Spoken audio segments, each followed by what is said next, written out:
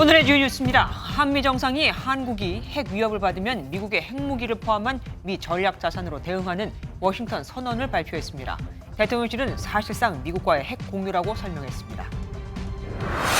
윤석열 대통령이 오늘 밤 영어로 미 의회 상하원 합동 연설을 합니다. 내일 새벽에는 한국 대통령 최초로 미군 수뇌부 정세 브리핑을 듣습니다. 민주당 등 야당이 국회 본회의에서 국민의힘의 반발 속에 대장동 50억 클럽과 김건희 여사 주가 조작 의혹에 관한 특검법을 신속 처리 안건으로 지정했습니다. 민주당이 주도한 간호법도 국회 본회의를 통과했습니다. 금융당국이 주식시장에서 하한가 종목이 속출한 SG증권 사태와 관련해 주가 조작 세력에 대한 압수수색에 나섰습니다. 유명 연예인 등 1000여 명이 연루된 것으로 알려졌습니다. 정부가 전세 사기 피해자들을 위한 특별 법안을 발표했습니다. 피해 임차인에게 경매자금 저금리 대출과 취득세 면제 등을 지원하는데 6가지 요건을 모두 충족해야 하는 데다 보증금 채권 매입 등이 빠져 있어 사각지대가 있습니다.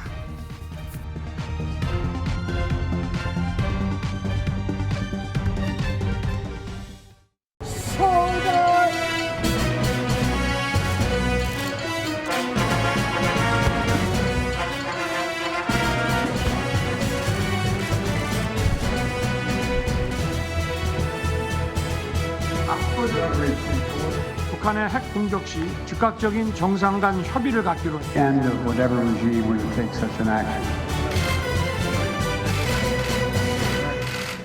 Thank you all. 윤석열 대통령 국빈 방미 하이라이트인 한미 정상회담에서 워싱턴 선언이 공식 채택됐습니다. 핵협의 그룹을 만들고 북한이 핵 공격을 하면 한미가 즉각적, 압도적 대응을 한다는 점을 명문화했습니다. 먼저 황지영 기자가 보도합니다. 80분 동안 진행된 한미 정상회담에서 양국 정상은 확장 억제 전략을 구체화한 워싱턴 선언을 채택했습니다. 핵과 전략무기 운용을 논의하는 핵협의 그룹을 창설하고 핵 잠수함 등 미국 전략 자산의 정례적 배치 가능성을 높였습니다. 또 북한이 우리나라에 핵 공격을 하면 즉각적, 압도적, 결정적 대응에 직면할 것임을 명문화했습니다. 북한의 핵 공격 시 즉각적인 정상 간 협의를 갖기로 했으며 미국의 핵무기를 포함하여 동맹의 모든 전력을 사용한 신속하고 압도적이며 결정적인 대응을 취하기로 약속했습니다. 실행 계획이 합의문에 포함돼 한반도에 대한 확장 억제 실효성이 과거보다 한층 강화됐다는 평가입니다. Our mutual defense treaty is ironclad, and that includes our commitment to extended deterrence, and that includes the nuclear threat and the nuclear deterrent. 미국 핵무기 운용에 대한 정보 공유 체계를 마련한 만큼 사실상 미국과 핵을 공유하게 된 것이라고 대통령실은 평가했습니다. 대통령실은 한미 정상이 확장 억제 운용 방안을 구체적으로 합의한 건 이번이 처음이라고 밝혔습니다. 그만큼 확장 억제에 대한 양 정상의 의지가 강했던 것으로 풀이됩니다. 워싱턴에서 MBN 뉴스 황지연입니다. 선언문은 미 핵 전략 자산을 한반도 주변에 정기적으로 배치해 유사시 한미가 응징, 보복에 나설 것을 분명히 하면서 북한의 핵 도발을 억제하겠다는 의도를 담고 있습니다. 하긴 핵무기를 실을 수 있는 전략 핵 잠수함이 한반도에 전개되는 건 1980년대 초 이래 없었던 일이기도 하죠. 여기 덧붙여 바이든 대통령은 북한이 핵 공격을 감행할 경우 정권의 종말을 맞이할 것이라고 경고했습니다. 워싱턴에서 원중희 기자가 보도합니다. 북한의 핵 위협에도 미 전술핵을 한반도에 재배치할 뜻이 없음을 분명히 한 바이든 대통령. 새로운 확장 억제 방안이 한국 국민들이 안심할 만한 수준이냐는 기자의 질문에는 북한 정권의 종말이라는 표현으로 답했습니다. 이 정도면 북핵 위협에 대해서 한국 국민들이 느끼기에 좀 안심할 만한 수준이라고 판단하시는지 여쭤보고 싶습니다. By North Korea against the United States or its allies or partisans or partners is unacceptable and will result in the end of whatever regime were to take such an action. 정권 종말은 지난해 10월 미 국방부가 발표한 핵태세 검토 보고서에도 언급됐던 내용. 군 최고 통수권자로서 핵전력 무기에 대한 사용 권한을 가진 미국 대통령이 공개적으로 밝힌 건 이번이 처음입니다. 보고서에는 더 나아가 김정은 정권이 핵무기를 사용해서 생존할 수 있는 시나리오는 존재하지 않는다라고 쓰여 있는 것으로 전해졌습니다. 대통령실은 바이든 대통령의 이 같은 언급을 북한이 실제로 핵을 사용할 때 미국은 즉각 그 선제 공격의 원점을 사라지게 만들어주겠다는 직접적인 다짐이라고 평가했습니다. 워싱턴에서 MBN 뉴스 원중입니다. 워싱턴 선언을 간단히 정리하자면 그동안은 미국이 한미 연합 군사 훈련을 할 때도 핵을 무기로 한 전력 자산을 갖고 있지 않았지만 앞으로는 정기적으로 한반도에 보낸다는 게 됩니다. 또 핵협의 그룹이 3개월마다 한 번씩 가동돼 핵 운영에 대해서 협의하게 되죠. 나토식 핵 공유와는 다른 겁니다. 나토엔 전술 핵을 배치해놨는데 우리는 그렇지 않고 그냥 정기적으로 보내오는 거거든요. 이혁근 기자가 좀 더 자세히 설명해드리겠습니다. 핵 협의 그룹에선 한미 차관복급 실무자가 분기마다 그러니까 1년에 4번 정기적으로 만나 핵무기와 전략자산 운용 계획을 논의합니다. 그 논의 과정에 우리나라가 나름의 의견을 개진할 수 있을 것으로 기대가 됩니다. 한반도 유사시에 한국의 첨단 재래식 전력과 미국의 핵 전력을 결합한 확장 억제 공동 계획과 공동 실행 방안을 협의할 것이며 그 결과를 즉시 양국 정상에게 보고할 것입니다. 김태우 1차장은 기존에 있던 한미억제전략위원회는 핵협의 그룹에 자연스럽게 흡수될 것이라고 전망했습니다. 또 핵협의 그룹의 결정에 따라선 미국의 전략자산이 정기적으로 한반도에서 작전을 수행할 수 있습니다. 대표적으로 은밀한 이동이 가능한 전략 핵 잠수함, 북한이 두려워하는 전략 폭격기, 스텔스기를 실어 나르는 항공모함이 꼽히죠. 우리나라와 미국 사이 핵협의 그룹이 있다면 북대서양 조약기구 나토에는 핵기획그룹이 있습니다. 두 그룹의 가장 큰 차이는 동맹국의 핵무기가 실전 배치되는지 여부인데요. 나토 핵기획그룹에 포함된 독일, 이탈리아, 네덜란드, 벨기에, 튀르키예에는 미국의 핵무기가 배치돼 있습니다. 하지만 한미 핵협의 그룹은 한반도 비핵화를 유지하고 있기 때문에 자체 핵무장이나 전술핵 배치 등 핵무기가 배치되진 않습니다. MBN 뉴스 이혁근입니다. 한미 정상회담 결과를 미국에서는 어떻게 평가하고 있을까요?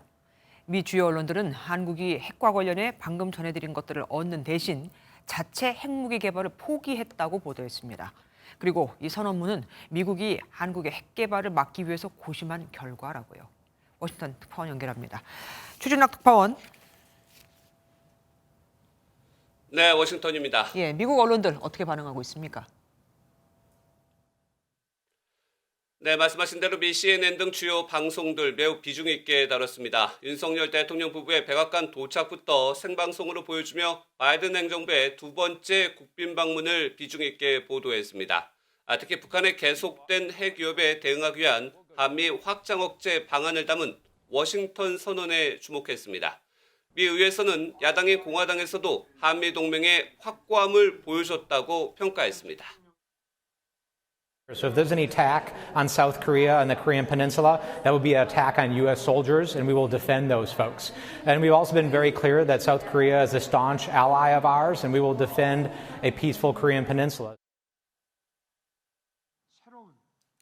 미의 주요 언론은 바이든 행정부는 한국의 핵 개발을 막으려고 고심했고 한국은 핵무기 포기로 미국 핵 사용 권한이 커졌다고 분석했습니다.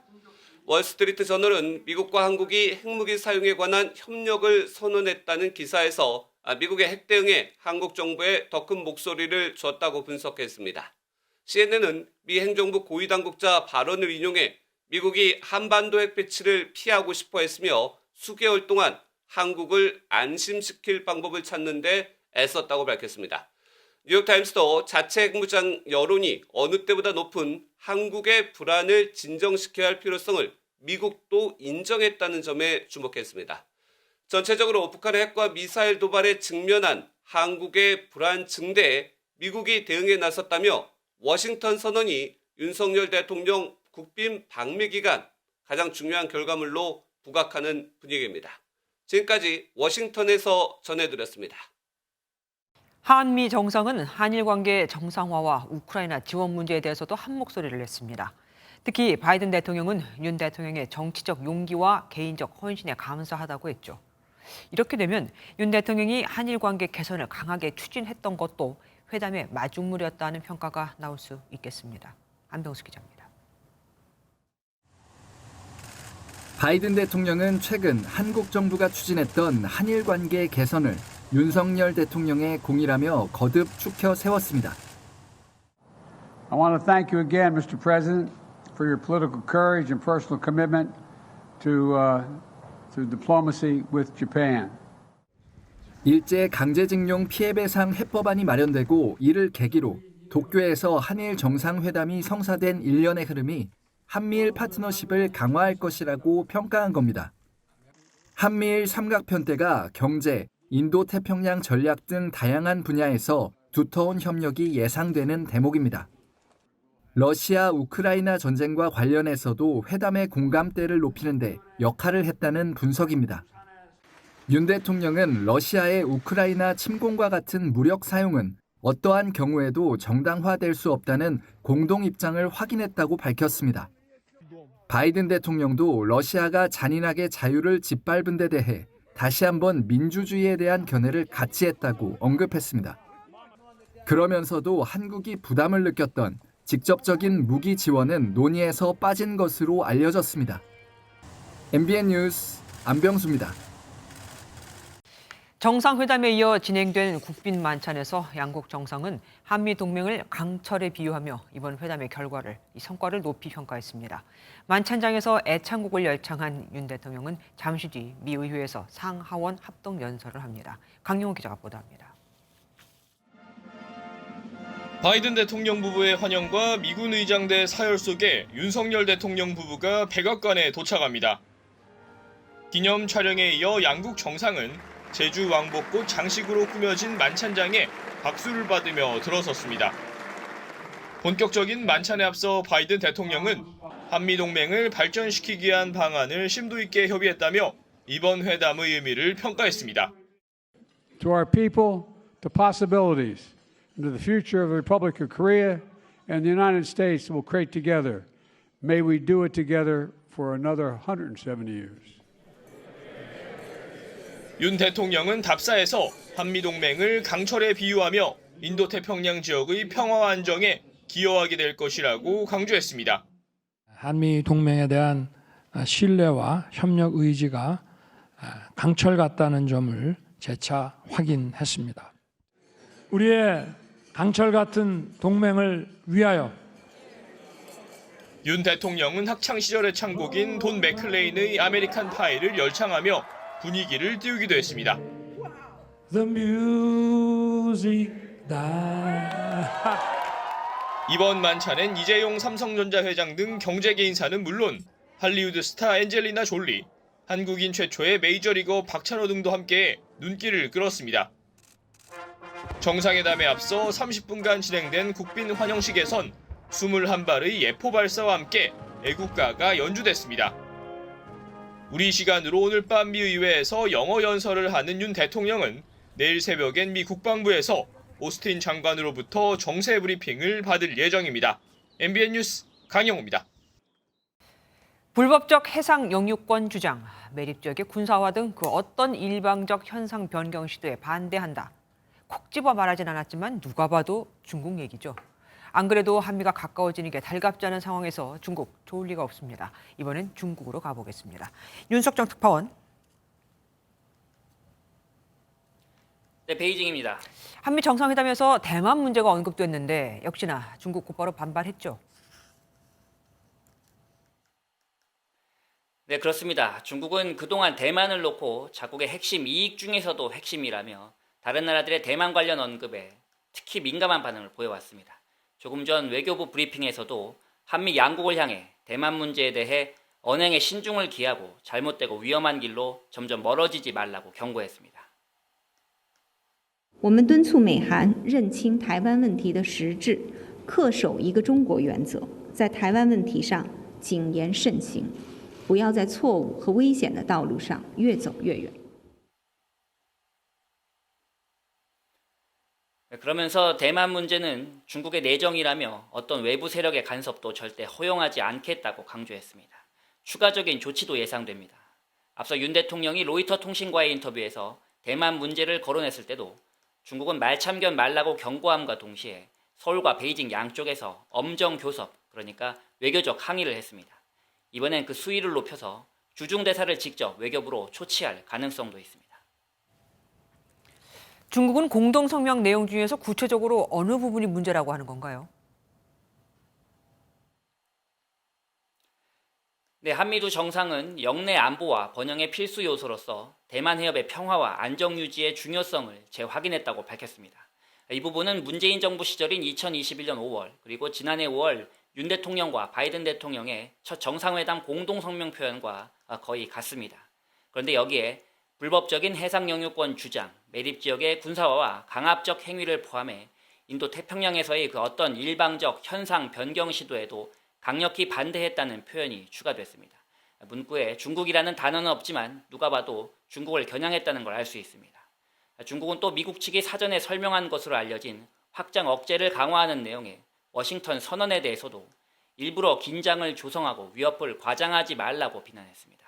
한미 양국의 반도체 글로벌 공급망에 대한 언급도 중국을 자극했을 걸로 추측됩니다.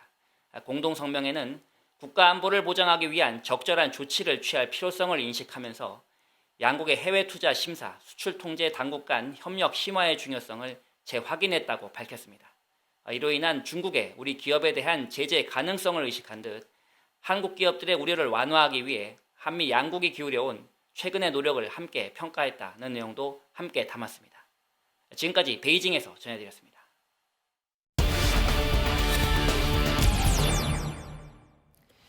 한미 정상회담 이슈 뉴스 추적으로 이어가겠습니다. 이호정 기자와 함께합니다. 어서 오십시오. 유 기자, 사실 지금 나온 게 다 북한 얘기 아니겠습니까? 북한에서 반응 나온 거 있습니까? 네, 앞서 봤듯이 중국은 발끈하는 반응을 보였잖아요. 네. 그런데 북한은 조용합니다. 오늘자 노동신문이나 대외선전 매체를 통해서도 이번 한미 정상회담에 관한 입장이나 분위기는 현재까지 전혀 전해지지 않고 있습니다. 어쨌든 한미가 이번에 강한 경고장을 날린 거 아니겠습니까? 그럼 북한의 도발을 억제하는 데 효과는 좀 있을까요? 네, 워싱턴 선언의 이 핵 협의 그룹의 설립, 긍정적으로 평가해야 하는 부분이 분명히 있습니다. 이 핵 협의 그룹이 분기마다 열리고 또 지금과는 달리 논의 결과가 그 즉시 양국 대통령에게 보고되는 시스템으로 운영되면 그 분위기는 확실히 달라질 수 있는 겁니다. 네. 국방부 당국자도 오늘 기자들에게 이 올해 실시할 예정인 한미 토의식 도상훈련을 언급하기도 했는데요. 이 북핵 관련 시나리오를 만들어서 정책 차원에서 논의를 하다 보면 아이디어가 추가로 나오고 여러 가지 기획이 가능할 것이다. 그러면서 과거와 다른 수준의 한미 공조에 대한 기대감을 전했습니다. 다만 북한이 국가 생존 전략이기도 한 이 핵 고도화를 당장 포기할지는 여전히 의구심이 들 수밖에 없습니다. 상징성에 중점을 두고 있을 때는 일단은 합의가 쉬운 쪽에서 선택을 하자라는 걸 할 수가 있는 거죠. 그런데 미래까지 계속 위협이 높아질 때를 대비하기에는 조금은 한계가 있다라고. 그러니까 도발, 당장의 도발은 자제할지 모르겠지만 뭐 개발하고 발전시키는 거는 모르겠다 이거네요. 어쨌든 미국이 전략 핵 잠수함을 한국에 기양하겠다고 했습니다. 거의 40년 만의 일이니까 북한이 아무래도 위협적으로 느낄 것은 같습니다. 예, 물론 이 미국의 전략 자산의 정기적인 배치 확대가 북한에는 상당히 신경이 쓰이고 불편한 부분이 될 겁니다. 실제로 한미 정상회담 당일에 이 미국 전략 핵 잠수함의 괌 입항 사진이 공개된 것도 같은 맥락이죠. 네. 그런데 미국의 전략 핵 잠수함에 탑재하는 SLBM은 사거리가 7,400km 이상인데요. 근접해서 북한을 쏘기에는 좀 긴 측면도 있습니다. 아, 너무 큰 걸 갖고 오는군요. 앞으로 어쨌든 북한의 대응이 정말 궁금하긴 합니다. 지금까지 북한의 특성상 자극을 받았으니까 뭔가 하긴 할 것 같아요. 네, 그럴 수도 있습니다. 가능성을 배제할 수 없는데요. 실제 이 북한이 영변 핵시설에서 핵 탄두 원료죠. 이 플루토늄 추출을 위한 준비하는 정황이 최근 위성 사진에 포착이 됐습니다. 외교부 관계자는 이 북한의 움직임에 주시하고 있다라면서 북한이 결국 미국과 대화를 확보하기 위해 연내 핵실험을 감행할 가능성을 열어두고 있다는 분위기를 전하기도 했습니다. 또 북한이 기싸움에 눌리지 않기 위해서라도 정찰 위성을 발사하거나 즉 계획에 맞춰서 국방력을 강화해 나간다는 명목으로 도발을 이어갈 가능성도 남아 있습니다. 그러니까 다른 명분을 만들어서라도 도발을 할 가능성이 있다. 알겠습니다. 지금까지 유호정 기자와 함께했습니다. 한국의 1호 영업사원이 되겠다고 했던 윤석열 대통령. 이번 국빈 방문에서도 세일즈 외교를 이어갔습니다. 일론 머스크 테슬라 최고 경영자와의 접견에선 전기차 생산 공장이죠. 기가 팩토리 유치 활동을 펼쳤습니다. 이번 접견은 머스크의 요청에 따라 이루어졌다고 합니다. 장동건 기자입니다. 일론 머스크 테슬라 CEO와 만난 윤석열 대통령. 반갑습니다. 화상으로만 만나고.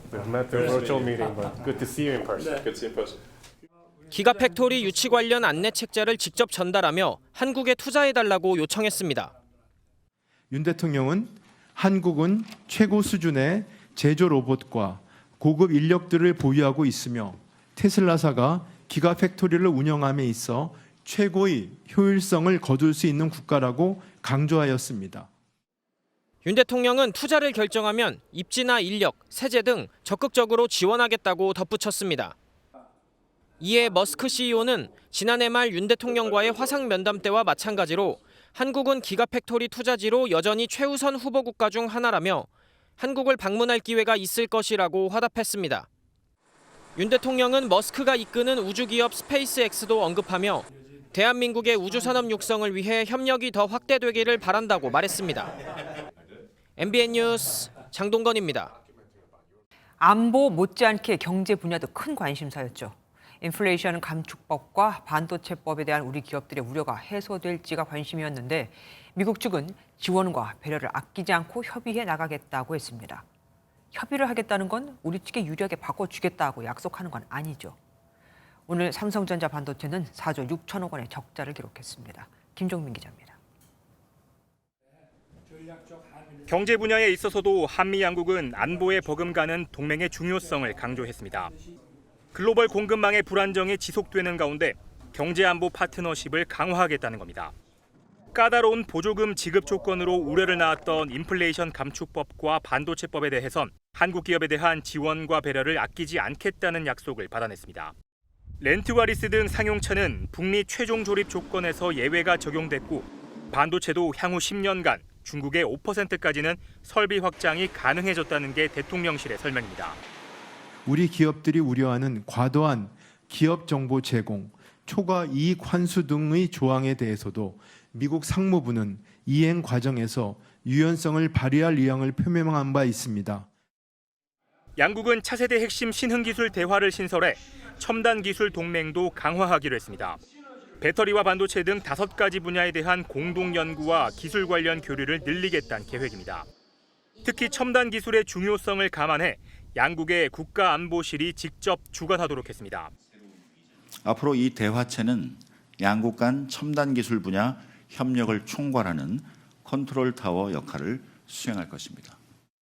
다만 삼성전자마저 반도체에서 4조 6천억 원에 달하는 적자를 기록하는 등 발등에 불이 떨어진 상황에서 반도체법에 대한 구체적인 개선책을 끌어내지 못했다는 지적도 제기됩니다. MBN 뉴스 김종민입니다. 국민의힘은 이번 정상회담 결과를 한미 동맹이 퀀텀 점프하는 계기라고 반겼습니다. 하지만 더불어민주당은 의전과 환대를 대가로 국익과 실리를 내준 퍼주기 외교였다고. 정의당은 도감청에 대한 미국 대통령의 사과와 재발 방지 약속이 없었다고 평가절하했습니다. 이어서 김순철 기자가 보도합니다. 국민의힘은 북해 확장 억제 방안이 담긴 워싱턴 선언이 한반도와 동아시아 안정에 강력한 힘이 될 것이라고 평가했습니다. 특히 한미 핵협의그룹 창설과 전략 핵 잠수함의 한반도 전개 등 핵 억제를 구체화한 건 의미가 매우 크다고 밝혔습니다. 또한 방미 이틀 만에 약 8조 원의 투자를 유치하는 등 경제적, 외교적 성과를 거뒀다고 언급했습니다. 글로벌 포괄적 전략 동맹을 맺어나가는 커다란 외교적 성과를 거두었습니다. 가장 성공한 동맹으로 평가받는 한미 동맹의 퀀텀 점프가 이루어진 그럼에도 더불어민주당이 트집 잡기에만 혈안이 됐다고 비판했습니다. 이에 민주당은 지난 2021년 한미 정상회담에서 진전된 것이었고 기존 미국의 해구선 정책과 뭐가 달라졌느냐고 꼬집었습니다. 또한 의전과 환대를 대가로 국익과 실리를 내줬다며 미국이 인플레이션 감축법 IRA와 반도체법을 두고 모호한 답변만 내놓았다고 쏘아붙였습니다. 한미 정상회담에서 역시 정부는 국익을 지키는 데 실패했습니다. 일본에는 퍼주고 미국엔 알아서 한 수 접는 호갱 외교라는 비판을 피하기 어렵습니다. 정의당 역시 국민이준 시험제를 찢어버리고 그저 미국이 하라는 대로 고개나 끄덕인 셈이라고 평가절하했습니다. MBN 뉴스 김순철입니다.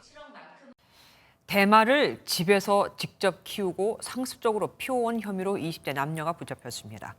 이상한 냄새가 납니다라는 주민의 신고를 받고 경찰이 현장을 급습했는데 이들은 보시다시피 옷걸이에 대마를 주렁주렁 걸어놓고 말리고 있었습니다. KCTV 김경임 기자가 보도합니다. 경찰이 오피스텔 안으로 들이닥칩니다. 잠옷차림의 여성이 당황하며 경찰들을 가로막습니다. 냄새 확 나네. 압수수색영장이 발부돼가지고. 방 안으로 들어서자 한쪽에 검은 안막이 설치돼 있고 그 안에는 초록색 풀들이 옷걸이에 잔뜩 널려 있습니다. 대마잎을 건조하고 있는 겁니다. 주거지에서 직접 대마를 키우고 상습적으로 피워온 혐의로 20대 남녀가 경찰에 붙잡혔습니다. 경찰에 따르면 이들은 지난 1월부터 최근까지 제주 시내 한 오피스텔에서 이 같은 범행을 저지른 것으로 나타났습니다.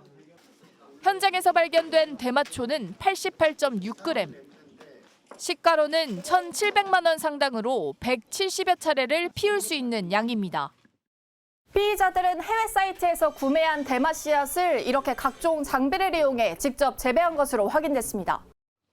경찰 조사 결과 이들은 지인 관계로 지난해 말 해외 사이트를 통해 대마 씨앗과 재배 시설 등을 구입하고 재배 방법을 스스로 익힌 것으로 파악됐습니다.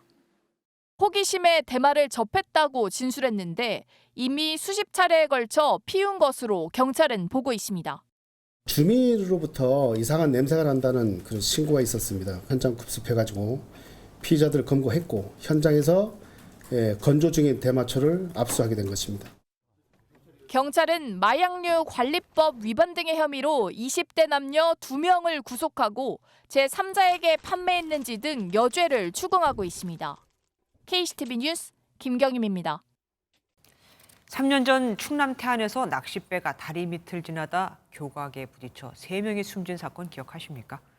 당시엔 선장의 부주의 때문인 줄로만 알았는데 최근 법원이 국가도 억대 배상을 해야 한다는 판결을 잇따라 내렸습니다. 이유가 있었습니다. 우정원 기자가 단독 보도합니다. 해경 함정이 낚싯배 한 척을 구조해 끌고 갑니다. 항구에 도착하자 구조된 낚싯배 승객들이 내립니다. 지난 2020년 10월 31일 새벽 충남 태안군 원산 안면대교 교각을 한 낚싯배가 들이받았습니다. 이 사고로 승객 3명이 숨지고 19명이 다쳤습니다. 당시 해경은 선장의 부주의로 받고 선장은 과실치사 혐의로 징역 3년이 확정됐습니다. 어두운 시각이거든요. 항해 전방 시야 확보를 하고 안전한 운항을 했어야 되는데. 그런데 이 사고에 국가 책임도 있다는 법원 판단이 잇따라 나왔습니다. 앞서 숨진 한 승객의 유족들에게 1심에 이어 지난 20일 2심 법원까지 국가배상 책임을 인정했습니다. 어두운 새벽이었던 당시 교각의 위치를 알려주는 표시 등이 꺼져 있었기 때문에 낚싯배가 충돌했다고 볼 수 있는 만큼 책임이 있다는 겁니다.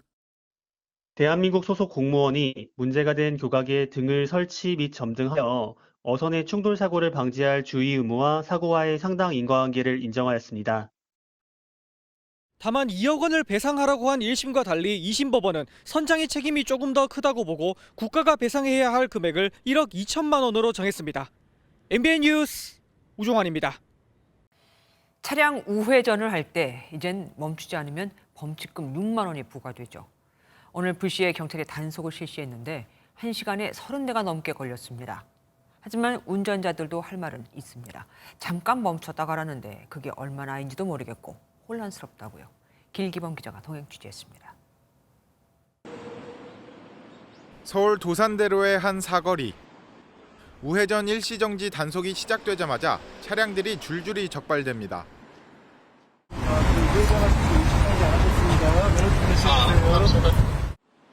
택시기사부터 오토바이 운전자까지 예외 없이 단속되고 앞차를 따라 무심코 우회전을 한 차량도 적발됐습니다. 앞차가 했죠. 그냥 가길래 저도 자연히 그 흐름에 따라서 왔죠. 진짜 어이가 없네. 서울의 또 다른 지역도 마찬가지. 설치된 우회전 신호가 낯설다 보니 못 보고 그냥 우회전을 하다 적발됐습니다. 잘 모르겠어요. 왜 적발됐는지. 우회전 그냥 일상대로 해왔기 때문에. 근데 우회전은 난 신호를 보지도 못했고. 경찰 단속 결과 강남 일대에선 우회전 일시정지 위반 차량이 1시간에 30대가 넘었습니다. 빨간불일 경우에는 무조건 정지선 앞에서 멈춘 뒤 출발해야 하고 우회전 신호등이 있으면 신호 때만 우회전이 가능합니다. 일시정지 위반으로 도로교통법 5조 신호 지시 위반이 됩니다. 벌점 15점에 범칙금 6만 원이 부과되고 있습니다. 하지만 얼마나 멈춰야 하는지, 앞차를 따라갈 때는 상관없는지 여전히 혼란스럽습니다. 아니 왜 따닥따닥 하는데 왜 그게 말이 안 돼요? 아니 일시정지 개념이 어떻게 다른 차를 따라가요? 선생님한테 선생님이 서야 된다니까요. 예를 들면 몇 초다 이렇게 좀 규정을 하거나 어느 정도인지를 좀 체감할 수 있게 시행이 됐으면 좋겠습니다. 경찰은 여전히 헷갈려하는 운전자가 많은 만큼 당분간 단속과 계도를 병행하기로 했습니다. MBN 뉴스 길기범입니다.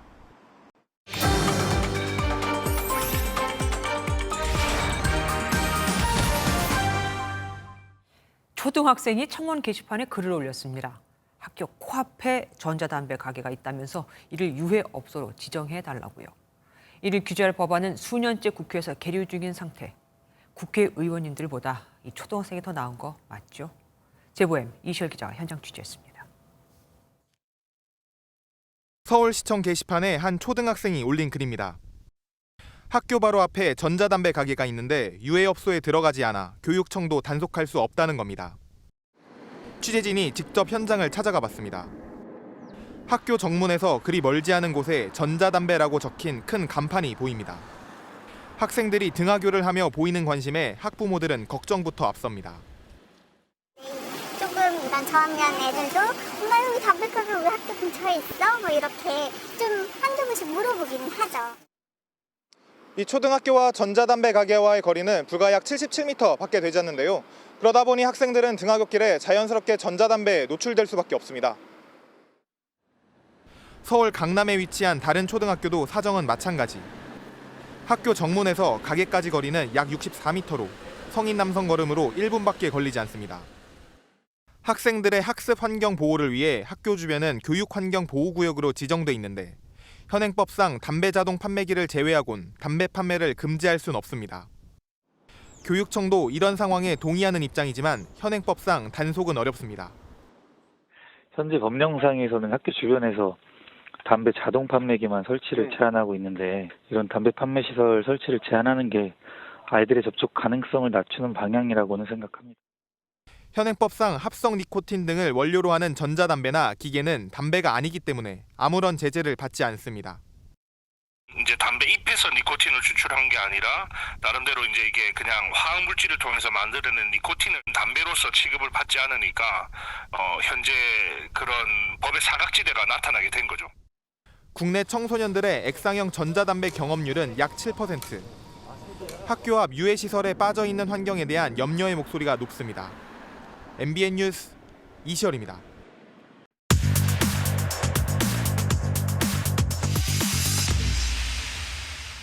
사건 사고와 사회 이슈를 살피는 사회기자엠 한범수 정태용입니다. 첫 번째 키워드 보겠습니다. 뭐 갑자기 이런 말이 왜 나오죠? 네, 울산 중구 거리 모습입니다. 보시죠. 네. 건물에 광고물 붙어 있는 거잖아요. 네. 여성인가요, 이게? 여성 옆모습이고요. 네. 청바지를 허벅지까지 내린 상태입니다. 침대 위에 올라가 있고요. 하하. 저거 보고 초등학생 자녀가 왜 저 사람 옷 벗고 있어요? 이렇게 물어봐서 곤란했다는 반응이 나왔을 정도입니다. 아니 지금 저게 심지어 도심 한복판에 저렇게 크게 걸어놓은 거잖아요. 도대체 무슨 광고예요, 저게? 사설 체육시설 광고였습니다. 해당 업체 대표와 연락해봤습니다. 헬스장에서 흔히 볼 수 있는 바디 프로필 광고가 원래 목적이었다고 합니다. 바디 프로필 뭐 알겠는데 너무 심하잖아요, 좀. 거리가 있어 보이죠? 네.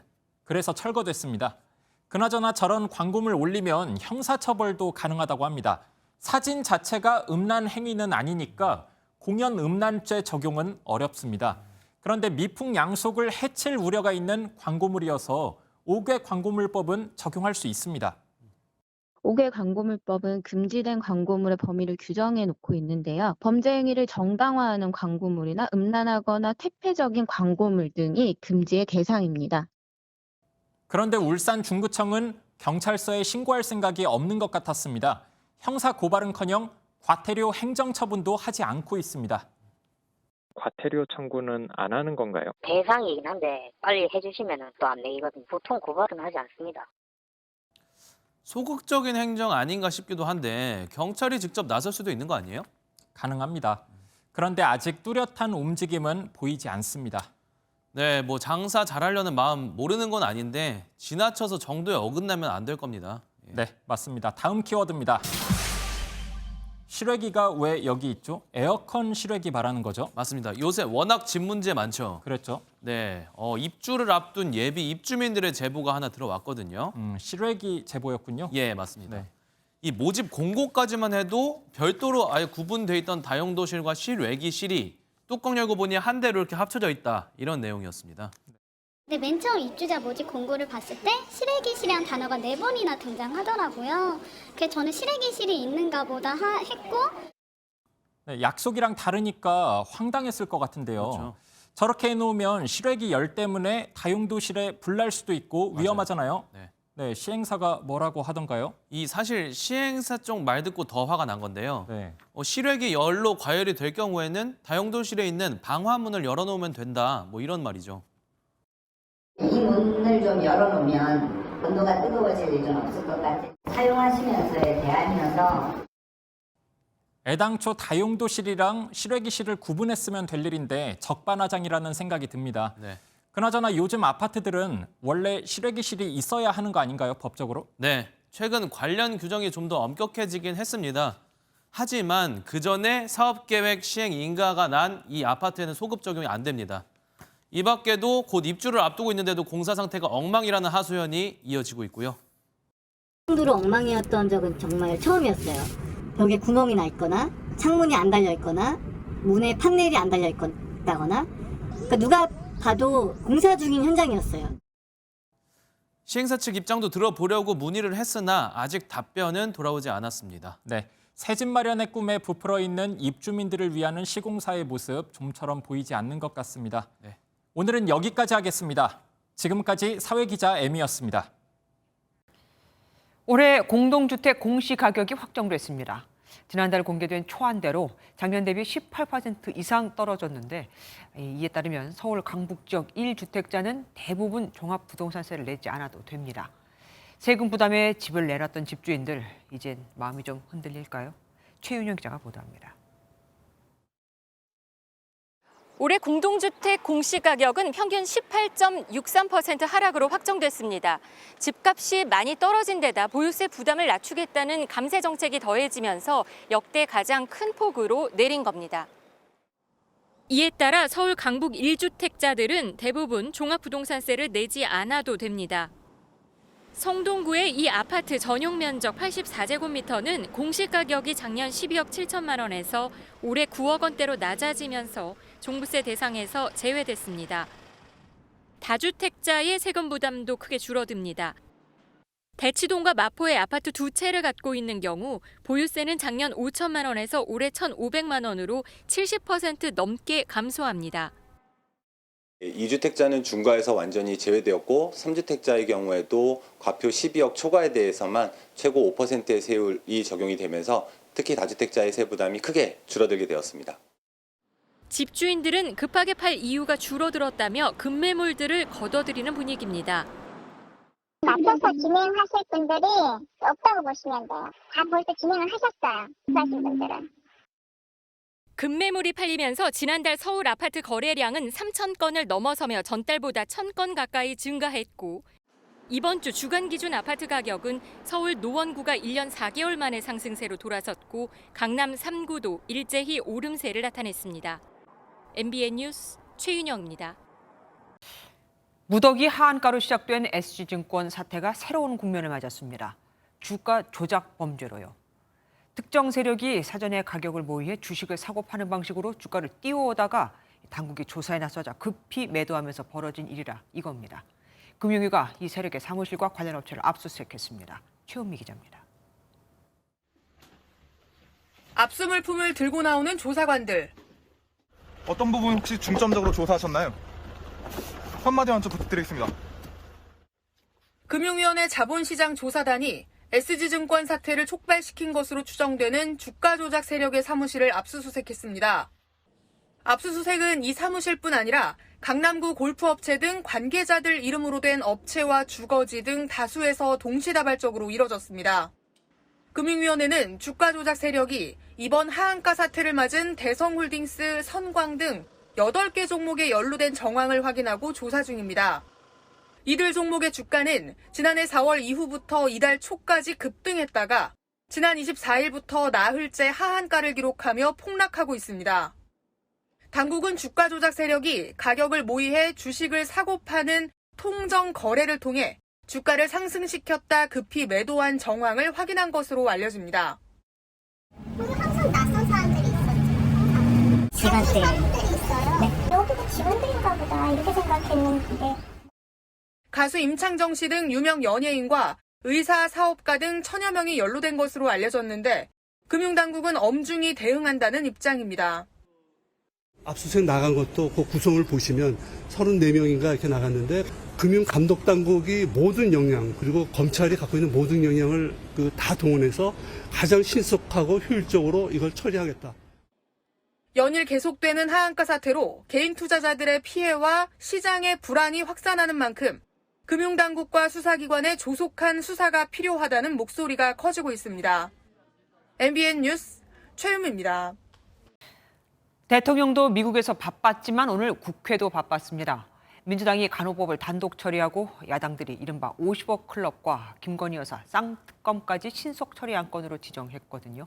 패스트트랙 신속 처리 안건으로 지정되면 최장 약 8개월 뒤엔 본회의에 자동 상정돼 표결이 이루어집니다. 시간표상 내년 총선을 3개월 정도 앞둔 시점에 특검이 가동되는 겁니다. 국회로 가보겠습니다. 정태진 기자, 결국 민주당이 법안을 강행 처리했네요. 네, 오늘 오후 2시 16분부터 진행된 본회의는 약 10분 전에 종료됐습니다. 우선 민주당은 직역간 극한 대립이 이어지고 있는 간호법, 의사면허 취소 규정을 강화하는 의료법 개정안을 각각 찬성 179명, 154명으로 단독 처리했습니다. 본회의에 직회부된 간호법과 의료법은 우리 국민의 건강권과 직결되고 다른 것도 아닌 국민을 위한 민생 법안 처리를 미룰 이유가 대체 무엇입니까? 국민의힘 의원들은 법안 처리 자체에 동의할 수 없다며 집단 퇴장 방식으로 표결에 불참했습니다. 민주당의 입법 폭주라며 강하게 반발한 건데 국민의힘은 간호법에 대해 대통령에게 제2요건 행사를 건의할 방침입니다. 정치적인 목적으로 정략적으로 지금 입법 폭주를 하고 있는 겁니다. 민주당의 입법 폭주에 대해서 국민들에게 제대로 알리고 또 저희들이 할 수 있는 다음 수단들을 강구를. 이른바 쌍특검은 신속처리 안건으로 지정이 됐죠. 네, 그렇습니다. 패스트트랙이라고도 하죠. 법안이 표류하는 걸 막는 제도인데 최장 240일, 8개월 안에 심사를 마쳐야 합니다. 대장동 50억 클럽, 김건희 여사 의혹 등 이른바 쌍특검법이 연말에는 본회의 표결이 가능해진 겁니다. 패스트트랙 지정을 위해 제적의원의 5분의 3 이상, 180석 이상의 찬성이 필요한데 민주당과 정의당, 야권 성향 무소속 의원들이 표를 던졌습니다. 두 건의 특검법 신속 처리 안건 지정은 50억 클럽 뇌물수수 의혹과 김건희 씨의 도이치모터스 주가 조작 연루 의혹의 중립적이고 공정한 수사와 사법정의 실현을 위해 국민의힘은 야권발 김건희 스토킹 법안, 이재명 민주당 대표 방탄용 특검법이라며 반발했습니다. 야권발 정치 야합의 산물입니다. 이재명 송영길 전 현직 당대표의 사법 리스크를 덮으려는 민주당, 그리고 노란봉투법이라는 불법 파업 조장법을 처리하기 원하는 정의당이 입법 거래를 한 것입니다. 이에도 민주당은 공영방송의 이사 추천권을 노조와 언론단체 등에 부여하는 방송법 개정안을 본회의에 상정하는 안도 단독으로 통과시켰습니다.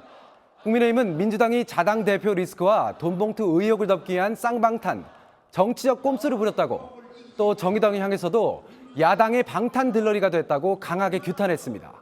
지금까지 국회에서 MBN 뉴스 정태진입니다. 경기 화성 동탄 신도시 일대에서 발생한 오피스텔 전세 사기 의혹을 수사 중인 경찰이 최초 피해 신고 접수 2주 만에 피해자들에 대한 피의자죠. 강제 수사에 착수했습니다. 집주인과 공인중개사의 집까지 다 압수수색한 겁니다. 윤기란 기자가 보도합니다. 수사관들이 압수품이 든 상자를 들고 건물 밖으로 나옵니다.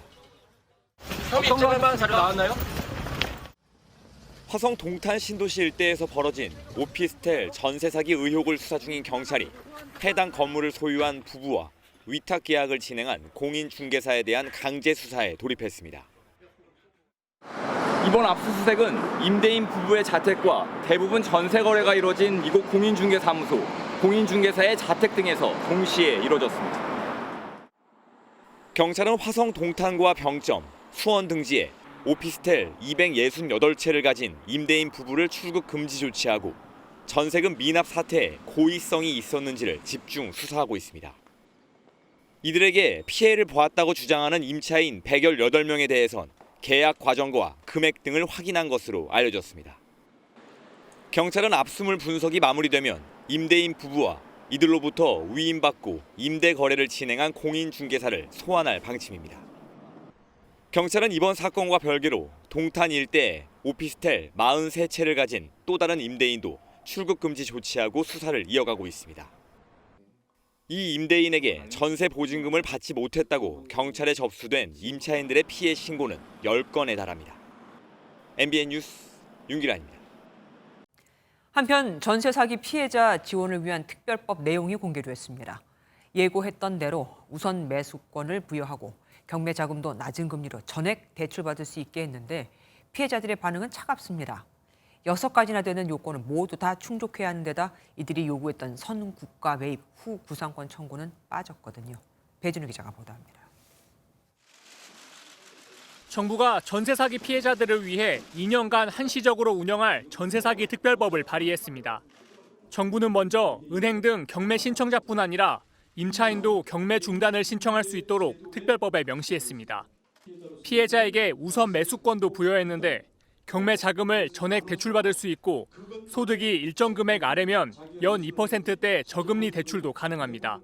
사는 집에 매입을 원치 않으면 LH가 대신 사들여 시세의 절반 가격에 최대 20년간 공공임대로 피해자에게 공급합니다.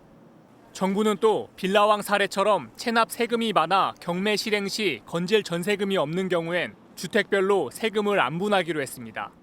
이미 발생한 피해에 대해서도 저희들이 국민들이 수용할 수 있는 현실적인 모든 방안을 신속히 우리 피해자 개개인에게 다가가서 그 혜택이 현실화될 수 있도록. 하지만 피해자들은 여전히 정부 대책에 의문을 제기하고 있습니다. 경매가 진행 중인 경우만 해당하는 데다 전세 사기 의도를 인정받아야 하는 등 6가지나 되는 요건을 충족하기가 까다롭다는 겁니다. 인천 건축왕 피해자와 야당이 요구했던 보증금 반환 채권 매입도 포함되지 않았습니다. 피해자를 거르는 지원책 같고요. 그렇죠. 채권 매입도 뭐 100% 해달라고 처음부터 말도 안 했는데 논의조차 하지 않겠다고 하시니. 국민의힘과 정부는 다음 달 초까지 국회 본회의를 통과시킨다는 계획이지만 여야 의견차로 난항이 예상됩니다. MBN 뉴스 배준우입니다. 가왕 조용필 씨가 5개월 만에 신곡 2곡을 발표하며 미니 앨범을 추가로 발매했습니다. 올 연말에 나올 정규 20집에 포함될 곡을 일종의 맛보기로 공개한 건데 최근 K-팝에서 인기인 장르들을 소화하면서 더 젊고 세련돼졌다는 평가가 나옵니다. 김문영 기자입니다. 가왕 조용필이 5개월 만에 내놓은 신곡 Feeling of You의 동화 같은 뮤직비디오입니다. 조용필은 선글라스에 기타를 맨 아바타로 등장하고 호랑이, 까치와 함께 여행을 떠납니다.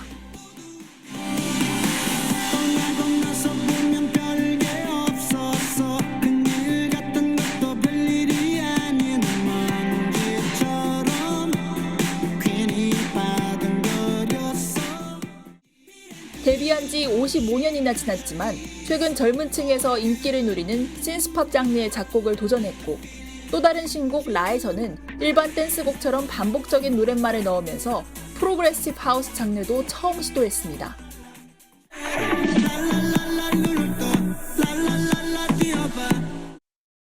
좀 신진 외국 작가들과 같이 협업을 해가지고 멜로디 같은 부분에서 좀 확실하게 대중들한테 꽂힐 수 있는 것들의 곡을 위주로 선별을 했다. 현재 세대들이 듣기에는 굉장히 어색하지 않을 만큼 신스 기반이 많아가지고 듣기 편하고 이번 신곡들은 지난해 9년 만에 발표한 신곡인 찰나와 세렝게티처럼과 함께 올 연말에 발매하는 정규 20집에 수록될 예정입니다.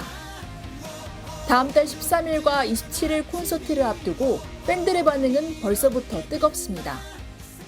조용필은 콘서트에서 아이돌 공연처럼 처음으로 야광봉을 무료로 나눠주며 전 관객과 호흡한다는 계획입니다. 가왕의 끝없는 도전에 세대를 불문하고 관심이 쏠리고 있습니다. MBN 뉴스 김문영입니다. 100만 송이의 꽃, 노래 제목이 아닙니다. 실제로 3만 제곱미터의 공간에 꽃 100만 송이를 꾸며놓은 고양 국제꽃 박람회가 개막을 했거든요. 그동안 코로나19로 행사 규모가 축소됐다가 심기일전에 4년 만에 제대로 문을 열었다고 합니다. 장덕진 기자가 현장에 다녀왔습니다. 형형색색의 꽃들이 공원을 가득 채웠습니다. 꽃으로 만든 10m 높이의 대형 토끼가 눈길을 사로잡고 시민들은 꽃을 배경으로 추억을 담습니다. 고양국제꽃 박람회가 오늘 개막했는데 이렇게 대규모로 제대로 열리기는 4년 만입니다. 이번 고양국제꽃 박람회는 3만 제곱미터 규모 야외공원에 100만 송이 꽃이 전시돼 눈길을 끌고 있습니다. 쾌청한 날씨까지 더해져 나들이객들은 보는 즐거움에 푹 빠졌습니다. 너무 좋고요. 좀 행복하게 생각이 들어요. 일부러 만나서 같이 가자 그래서 왔어요. 저희 오랜만에 이렇게 꽃 보러 나오는 것 같은데 너무 예쁘고 좋은 것 같아요. 이렇게 큰 꽃 박람회는 처음인 것 같아요. 꽃 박람회는 25개 국가에서 200여 개 화훼 관련 단체와 기업 등이 참여했는데 5월 8일까지 열립니다. 꽃 박람회를 통해서 힐링도 하시고 그 즐거움도 다시 찾으시고 그리고 가족들과 함께 좋은 시간 가졌으면 좋겠다는 생각입니다. 야간에도 개장해 밤 9시까지 꽃들이 어우러진 아름다운 야경도 즐길 수 있습니다. MBN 뉴스 장덕진입니다.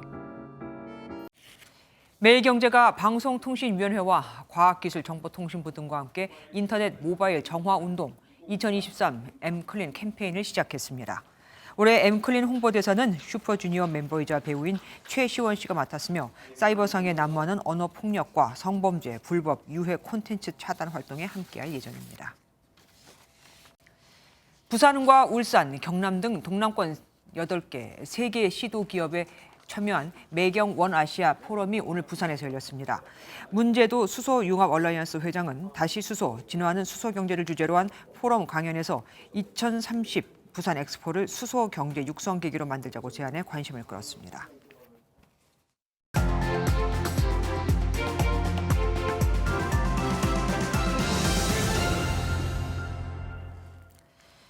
구시화지문, 설씨 참신도. 입은 재앙의 문이고 혀는 몸을 베는 칼이다. 중국 후당 시대의 재상을 지낸 풍도는 새치열을 놀리는 게 얼마나 위험하고 조심해야 하는 건지를 이렇게 표현했습니다. 그가 5 왕조에 걸쳐 8개의 성을 가진 11명의 임금을 섬긴 처신의 달인으로 역사에 남은 것도 이런 신중함 때문이겠죠. 풍도의 깨우침은 1000년의 세월을 넘어 지금 미국에서도 현재 진행형입니다. 며칠 전 미 폭스뉴스의 간판급 앵커인 터커 칼슨이 전격 해고됐죠. 트럼프 전 대통령이 패한 2020년 대선에서 부정이 발생했다고 거짓 방송한 대가로 폭스가 투개표기 회사에 1조 원에 달하는 명예훼손 배상금을 물어주기로 합의한 지 엿새 만이었습니다. 반대 진영. 그러니까 민주당을 지지하는 대표 채널인 CNN에선 자극적인 단어로 트럼프를 맹공해온 간판 앵커 도널 레몬이 해고 통보를 받았습니다. 방송에서 공화당 대선 주자인 50대 니커 헤일리 전 유엔 대사를 두고 여성의 전성기는 20, 30대고 잘해야 40대라고 발언을 했거든요. 이제 우리나라로 와볼까요? 방미 중인 윤석열 대통령이 넷플릭스로부터 3조 3천억 규모의 투자를 끌어낸 걸 오독한 민주당 양이원영 의원이 지금 해외에 투자를 할 때인가라며 항의했죠. 누구나 잘못 읽을 수는 있습니다. 문제는 그 다음입니다. 그는 사과는커녕 사진 찍으러 미국 가냐며 재차 화를 냈죠. 국민의힘 유상범 수석 대변인은 윤 대통령의 외신 인터뷰를 주어가 생략된 오역이라고 했다가 해당 기자가 녹취록을 공개한 일이 있었죠. 사실 이건 더 민망합니다. 여당이 보기에도 주어가 윤 대통령이면 부적절했다고 판단했다는 방증이니까요. 결국 여당이 대통령을 더 곤혹스럽게 만든 셈이 됐습니다. 미국에선 막말의 주인공들이 역사의 뒤안길로 사라지고 있는데 우리는 언제까지 이런 말들을 들어줘야 할까요? 우리도 막말에 엄청난 대가를 치르게 하면 좀 나아질까요? 이제 국민은 정치권의 막말이 잘 들리지 않습니다. 너무 많으니까요. 국민이 귀를 기울이게 하고 싶다고요? 그럼 되레 품위 있는 말을 하면 됩니다. 요즘은 그게 더 튄다니까요. 김주아의 그런데 오늘은 엄품을 갖자 였습니다. 남서풍이 불어들며 날이 다시 온화해졌습니다. 내일도 오늘만큼이나 따스해서요. 서울은 21도, 강릉 26도까지 오르겠습니다. 그래도 아직 아침 저녁으로는 쌀쌀해서요. 내륙 깊숙한 곳은 하루 새 두 계절을 오가는 듯 일교차가 20도 이상으로 매우 크게 벌어지겠습니다. 내일 새벽부터 아침 사이 중부 서해안과 남부 곳곳으로는 안개가 짙게 끼겠습니다. 가시거리가 200m 미만까지 바짝 좁혀지는 곳도 있어서 출근길 교통안전에 주의하셔야겠습니다. 해가 비치면서 안개는 걷히겠지만 오후부터는 차츰 흐려지겠습니다. 밤이 되면 제주와 전남 해안부터 비가 내리기 시작하겠고요. 모레가 되면 전국으로 확대되겠습니다. 이번 비는 경남 해안과 제주에 집중되겠고요. 중부지방은 5mm 안팎으로 비의 양이 적겠습니다. 자세한 지역별 내일 기온입니다. 중부지방 아침 기온은 서울이 9도, 낮 기온 21도 예상되고요. 남부지방은 광주가 24도, 창원 21도로 아침과 낮 기온 모두 오늘보다 높겠습니다. 이 비는 토요일 밤이면 모두 그치겠고요. 5월로 접어드는 다음 주는 더 따뜻해지겠습니다. 내셨습니다. 안녕하세요. 김주하입니다. 공정하고 신속한 MBN 뉴스, 유튜브를 통해서도 만나보실 수 있습니다. 특히 더 많은 뉴스와 라이브를 보고 싶으시다면 오른쪽을 눌러서 구독하시면 됩니다. 어렵지 않죠? 빠르고 정확한 뉴스로 계속 찾아뵙겠습니다. MBN 뉴스를 시청해 주신 여러분 고맙습니다.